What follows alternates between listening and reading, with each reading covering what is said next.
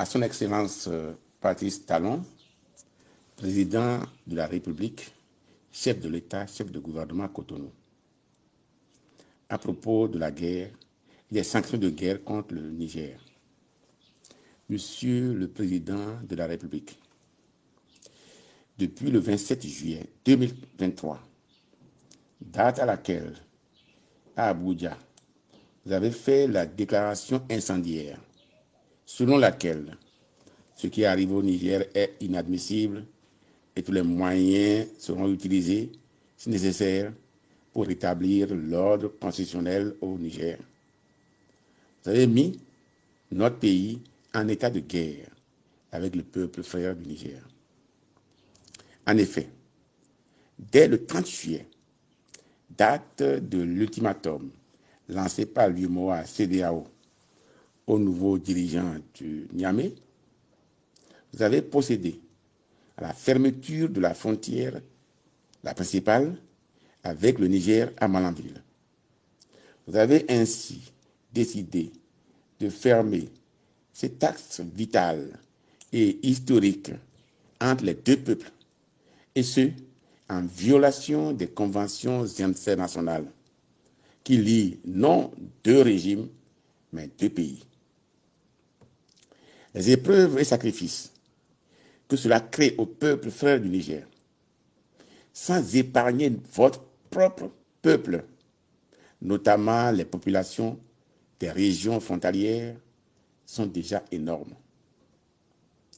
Des centaines et milliers de véhicules, gros porteurs, titans, camions-citernes, camionnettes, etc., sont bloqués, alignés sur des kilomètres. Des produits inflammables, tels l'essence, gasoil, des milliers de tonnes de produits alimentaires, bananes, pommes, oignons, ananas, piments, etc., à destination du Niger pourrissent.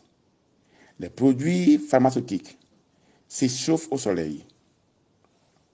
Les populations frontalières de Malanville ne savent plus à quel soin se vouer. Elles, habituées à commercer avec le frère de Gaïa, aggravant ainsi la faim dans cette contrée.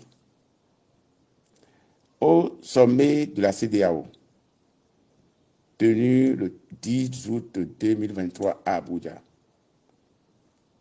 sommet auquel vous avez pris part activement, ces mesures d'étouffement du peuple nigérien, fermeture des frontières, etc., ont été réaffirmées et renforcées. Les menaces de guerre contre le peuple nigérien se sont précisées avec, citation, l'activation, le déploiement de la force en attente pour le rétablissement de l'ordre constitutionnel, fin citation. Jusque-là, votre Assemblée nationale, qui constitutionnellement, en l'article 101 de la Constitution, doit autoriser le pays à s'engager dans une opération militaire, n'a même pas été consultée. Tout ceci pour quels intérêts? Monsieur le Président de la République, comme nous savons, l'État n'a pas d'amis, il n'a que des intérêts. Ces intérêts peuvent être de deux ordres: géopolitique, c'est-à-dire patriotique et défense du territoire, ou bien économique. Alors dites-moi, Monsieur le Président de la République, quels intérêts ou stratégiques ou économiques aujourd'hui poussera le Bénin à aller faire la guerre au Niger, ou tout au moins à aller affamer les populations sœurs du Niger?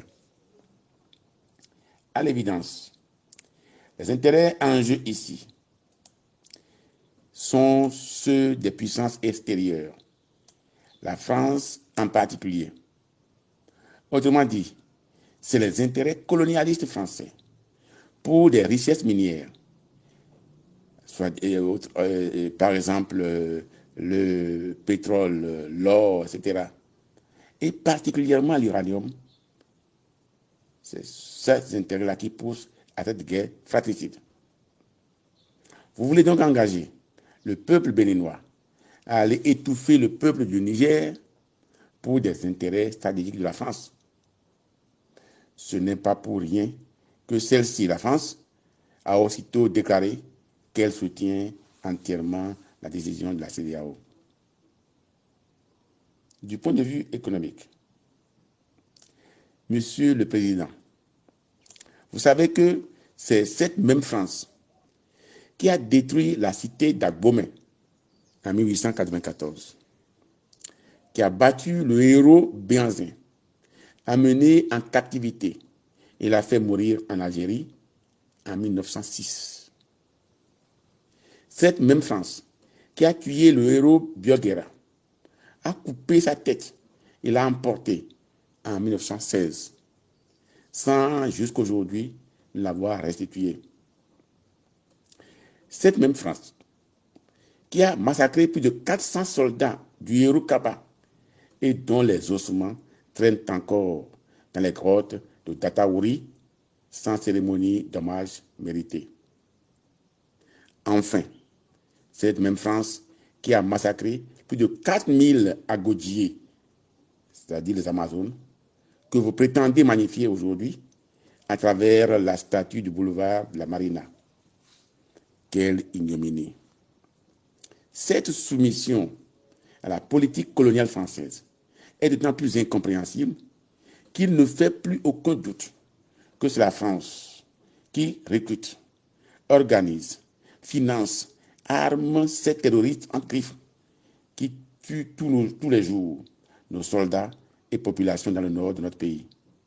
L'agression barbare des forces armées françaises contre l'armée nigérienne, suivie de la libération des chefs terroristes le 9 août dernier, et ce en violation de l'espace aérien nigérien, n'en est-elle pas une illustration?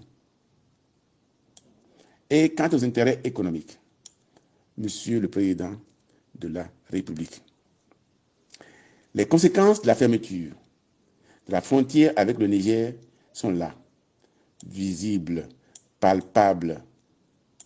Selon toutes les informations et nos observations propres, le port de Cotonou subit déjà de plein fouet une baisse drastique de ses activités. Les navires au quai se font rares. Au contraire de son voisin, le port de Lomé, qui, plus que jamais, grouille d'activités et de monde. Car, comme on le sait, les activités avec les pays de l'Interland, notamment avec le Niger, représenteraient au moins 49% du trafic du port de Cotonou. Ainsi, alors que notre pays, couloir naturel du Niger, est le plus proche, se mêle au mépris de nos intérêts économiques stratégiques, de fermer ses frontières, le gouvernement de Togo, avisé, aurait reçu discrètement les envoyés des putschistes de Niamey avec la décision d'ouvrir grandement les voies aux marchandises du Niger. Les conséquences pour les frères du Niger, c'est les misères et privations plus grandes, les morts par famine, par manque de nourriture, d'éclairage, de médicaments de toutes sortes. Pour les populations du Bénin, c'est l'inflation qui vient s'ajouter à l'inflation. La famine à la famine, déjà endémique dans le pays, et des morts anonymes. Et tout cela, pour quel objectif? Pour servir les intérêts stratégiques coloniaux de la France. C'est là une honte et une humiliation au pays de Béhanzin, Sakayerima, Bioguera, Kaba. Monsieur le Président de la République, avez-vous seulement pensé aux conditions de notre peuple, de votre peuple qui vous a élu en vous engageant dans de telles aventures guerrières? Le peuple béninois, dans tout son ensemble, du sud au nord, de l'est à l'ouest, rejette cette politique d'agression contre le peuple frère du Niger et il le dit, il le crie, il le criera encore. Et les tentatives d'étouffer ces protestations avec la mesure de suspension, par exemple, arbitraire, prise contre le groupe de presse La Gazette du Golfe,